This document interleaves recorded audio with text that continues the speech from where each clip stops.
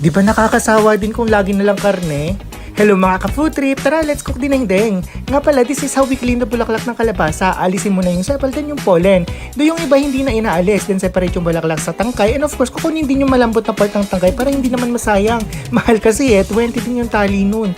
Bali, basic lang ang dinengdeng natin ngayon. Walang prito-prito this time ha, purong gulay lang. Una, hihimayin at lilinisin muna yung mga gulay.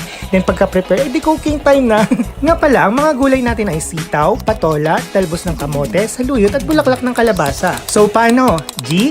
Basically, magpapakulo muna ng water then add onion and bagong na isda. Boil for at least a minute or 2 para siguradong luto yung bagoong. Then go our veggies one by one at syempre mauna yung mga matitigas and last naman yung mga madaling maluto. Optional, naglagay pala ako dito ng pinch of chicken powder to enhance the taste. Bali, pinatay ko na yung apoy after putting the saluyot and bulaklak and let the remaining heat to cook the rest. Done! Diba ang dali? Tara, kain tayo. Yun lang!